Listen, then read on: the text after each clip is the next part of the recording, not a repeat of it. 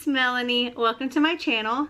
Today I have a book haul for you, so stay tuned. So today I am doing my June book haul. These are all the books that I've gotten from places other than Book Outlet, because I do my Book Outlet hauls a completely separate video.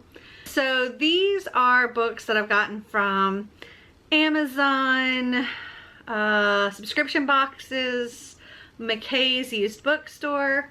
I think that's the only places that I've gotten books from since my last regular haul video. So let's just get right into it.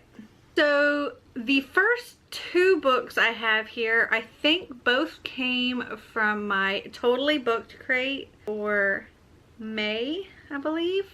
And the first one is Ash Princess by Laura Sebastian. And this says, the Doja was 6 when her country was invaded and her mother, the Fire Queen, was murdered before her eyes. On that day, the Kaiser took the Doja's family, her land, and her name. Thea was crowned Ash Princess, a title of shame to wear in her new life as a prisoner. For 10 years, Thea has been a captive in her own palace. She's endured the relentless abuse and ridicule of the Kaiser and his court.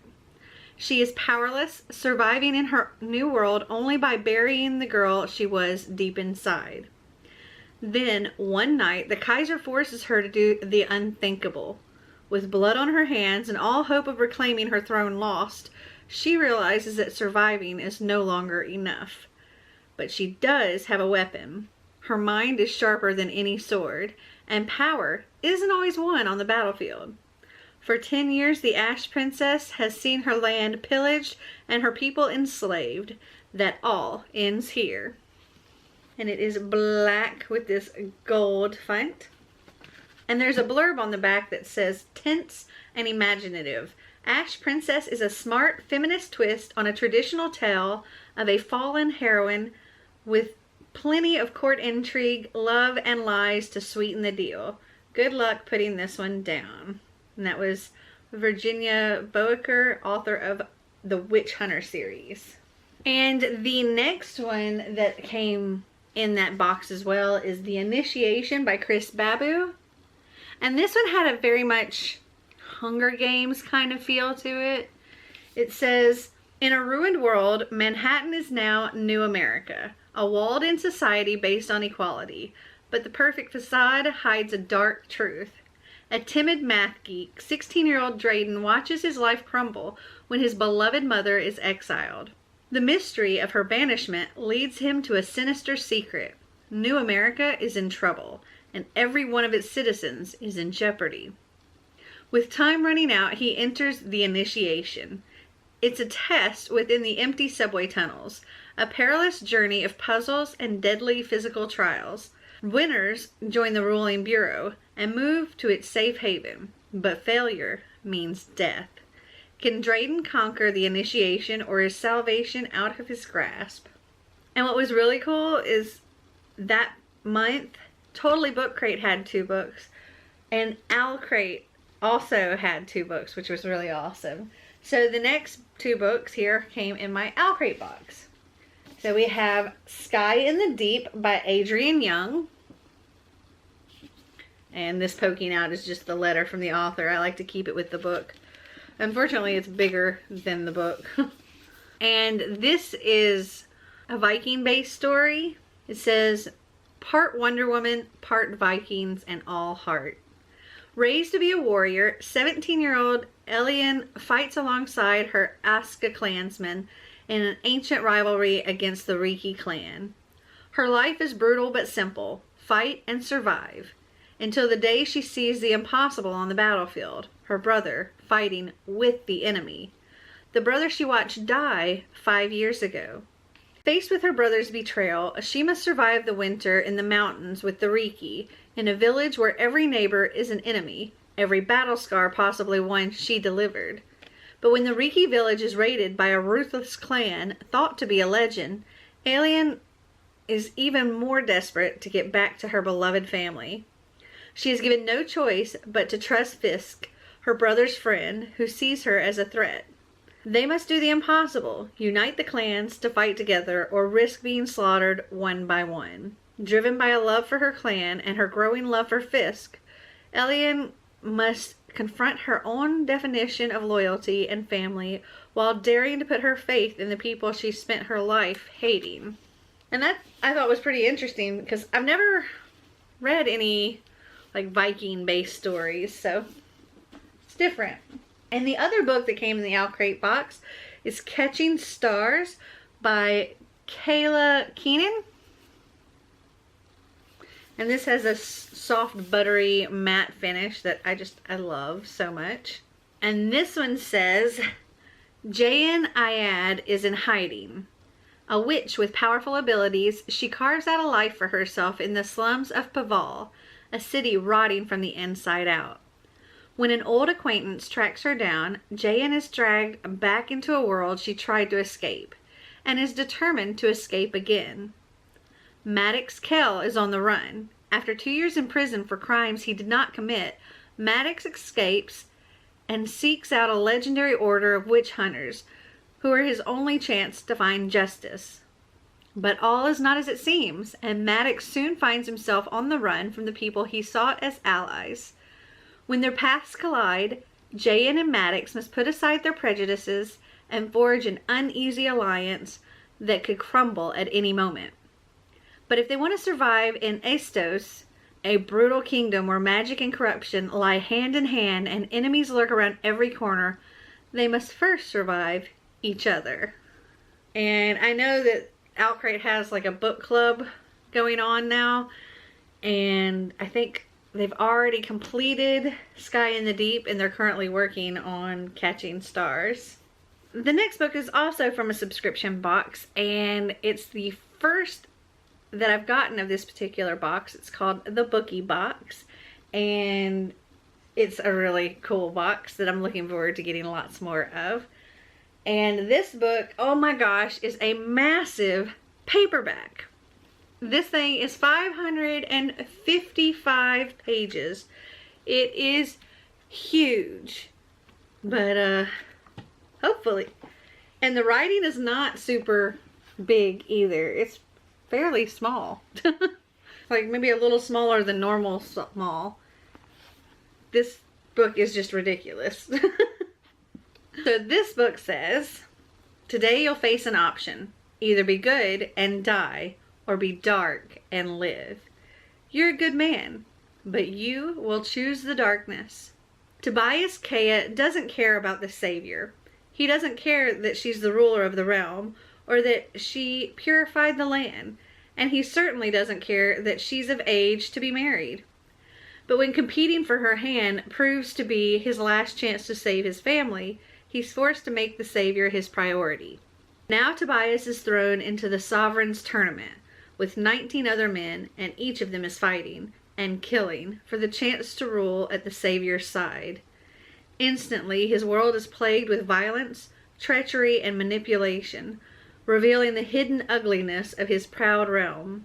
And when his circumstances seem especially dire, he stumbles into an unexpected romance, one that opens him up to unimaginable dangers and darkness. And it sounds really good, but oh my gosh, it's a big book. And they didn't even like leave a lot of room as far as margins go. I mean, this book is just packed to the hilt.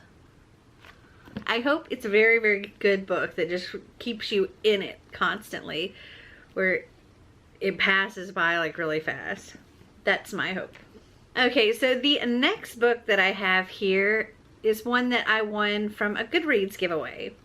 And that is The Color of B. Larkham's Murder by Sarah J. Harris.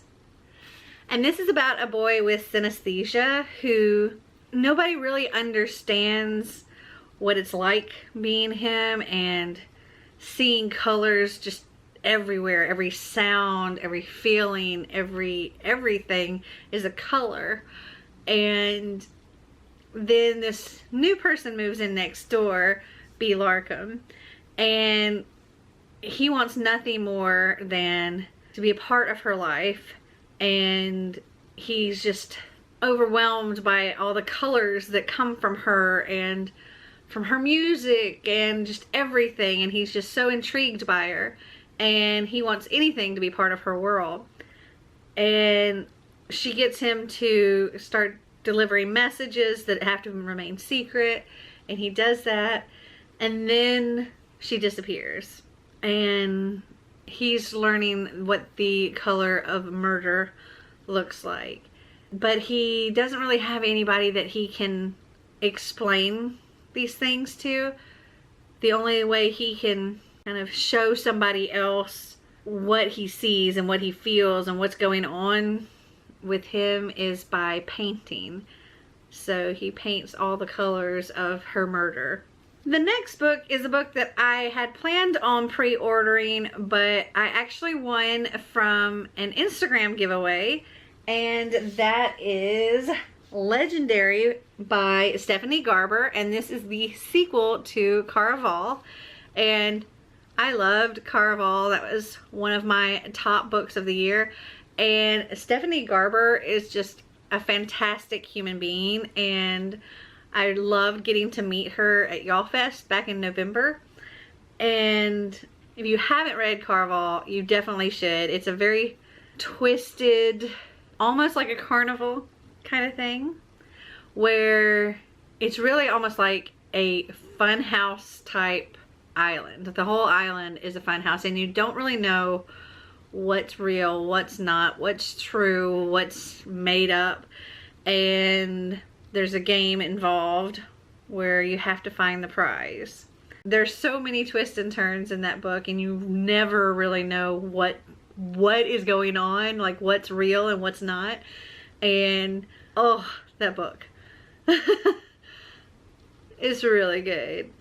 So yes, if you haven't read Caraval, I highly recommend it, and I am so excited to have this book, and I cannot wait to read it. The next book I have is one that I pre-ordered from Amazon, and that is A Reaper at the Gates by Sabaa Tahir. And this is the third book, and I believe final book, in the An Ember in the Ashes series. And that series, I believe I gave a 4 to the first 2 books. Really, really, really enjoyed it.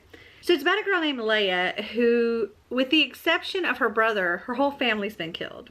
And her brother's been taken away, and she would do anything to save him. And that includes joining a rebel group and infiltrating the Marshall Empire Academy as a servant.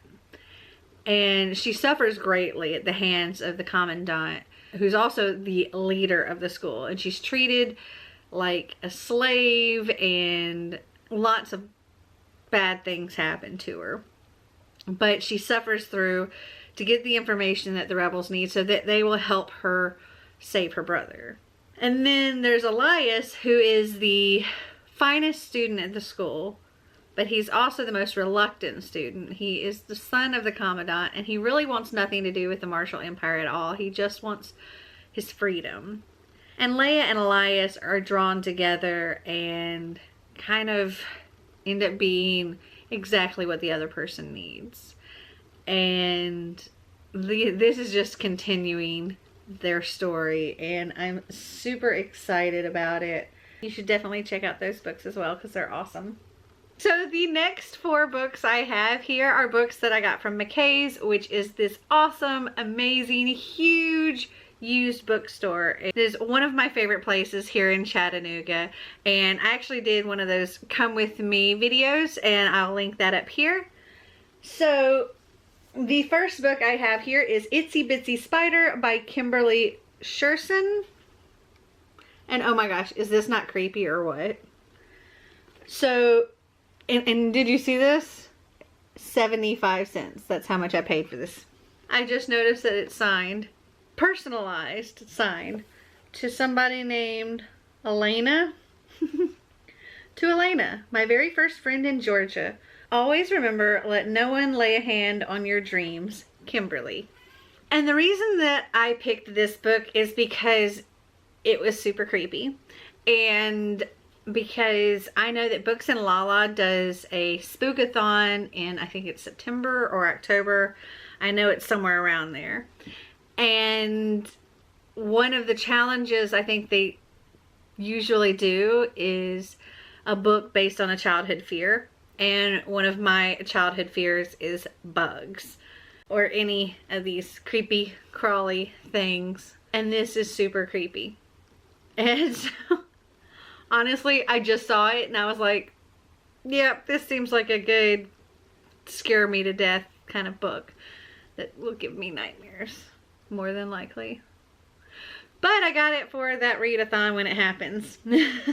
And when I bought this, I knew nothing more than the blurbs on the back because there's not really anything that tells about this book. I just got it because it was creepy and I know it's a suspense thriller from the blurbs. So I pulled up Goodreads here in front of me so I could tell you about it. It says, in a world where money holds all the power, will yet another wealthy politician take his dark secrets to the grave? Boston Mayor Jack McCollin watches his stepdaughter Claire's every move, threatening that if she ever tells the secret, she'll regret it. Claire's world turns upside down when she hears her 3-year-old daughter Lizzie singing Itsy Bitsy Spider, the nursery rhyme song that will always serve as a chilling reminder of painful childhood memories that will haunt Claire for the rest of her life. Not knowing who to trust as the highly regarded mayor has friends in high places, Claire confides in rookie Boston Globe reporter Matt Christensen, who helped Claire and Lizzie escape the mayor's Belmont mansion. With the mayor's entourage hot just a step behind, a trail of murders follow Claire and Matt as they search for someone who will back Claire's accusations and testify against a pillar of the Boston community. In a race for their lives, with no one believing the spoiled stepdaughter of the powerful, wealthy Boston mayor, time is running out. Mayor Jack McCollin is on a mission to silence the only person who can destroy his empire. And there's an editorial review that says, a novel that pulls no punches, the gripping storyline grabs you from page 1 and takes you on an epic ride through family secrets, political corruption, and the bounds of a mother's love. It's Chinatown meets John Grisham with characters you'll welcome into your heart page after page. What a debut from this talented author. And that was best-selling author of the Breeder series, Katie French. I mean, it sounds really interesting. Definitely wasn't what I was thinking it was going to be, but I think it would still work because Itsy Bitsy Spider, creepy crawly bugs. I think it would still work for the readathon. The next book I have here is The Never List by Kothi Zan. And this is actually a signed copy as well. And it's a very neat small signature. And this book was only $1.50. This says, for years, best friends Sarah and Jennifer kept what they called the Never List, a list of actions to be avoided for safety's sake at all costs. But one night, against their best instincts, they accept a cab ride with grave, everlasting consequences. For the next 3 years, they are held captive with 2 other girls in a dungeon-like cellar by a connoisseur of sadism. 10 years later, at 31, Sarah is still struggling to resume a normal life, unable to come to grips with the fact that Jennifer didn't make it out of the cellar. Now her abductor is up for parole, and Sarah can no longer ignore the twisted letters he sends from jail. Finally, Sarah decides to confront her phobias and the other survivors, who hold their own deep grudges against her. When she goes on a cross-country chase that takes her into the perverse world of BDSM, secret cults, and the arcane study of torture, Sarah begins unraveling a mystery more horrifying than even she could have imagined. A shocking page-turner from a bold new female voice, The Never List is a blazingly fast read that will leave you awake with the lights on all night. And it sounds really interesting. I just hope that that didn't really tell everything that was in the story. It's kind of the tricky part about reading the flaps of thrillers, because sometimes they spoil things. So hopefully there was no spoilers there. Oh, it's got her initials on the book. I imagine by the time I get around to reading it, I won't remember what's on the flap, so. So the next book here is The Stranger I'm Married by Sylvia Day. And this was also $1.50. And this one says, they were together for all the wrong reasons. Gray was beautiful 4 years ago when he asked Isabel to marry him. Now there are no words to describe him. He is no longer young and reckless, not by any stretch of the imagination, but a tormented man, driven by secrets, silent about what he's done since he disappeared. She knew how to handle the boy he was, but this man is not tameable. Does she dare explore the places inside herself that Gray demands to possess? Does she trust him enough to bare herself completely to a lover who has returned as a stranger? Some of the blurbs say, an erotic romance that should not be missed. Day plays on sensual themes with a lush grace. So, sounds fun. And last but not least, I found a Dean Koontz book. It's a hardcover of Innocence. And this was also only $1.50. And if you don't know, Dean Koontz is one of my favorite authors. I really enjoy his books. This one says, he lives in solitude beneath the city, an exile from society, which will destroy him if he is ever seen. She dwells in seclusion, a fugitive from enemies who will do her harm if she's ever found. But the bond between them runs deeper than the tragedies that have scarred their lives. Something more than chance, and nothing less than destiny, has brought them together in a world whose hour of reckoning is fast approaching. In Innocence, #1 New York Times best-selling author Dean Koontz blends mystery, suspense, and acute insight into the human soul in a masterfully told tale that will resonate with readers forever. And it is just black with this silver font and kind of embossed into the hardcover. I don't know if you can see it. Is actually his signature, which is really cool. So I'm happy to have this. And that is all of this book haul. Have you guys read any of these books? Comment down below and let me know. Well, I hope you enjoyed this video. If you did, give me a big thumbs up. If you'd like to see more videos like this, click that subscribe button down below. And until next time, bye!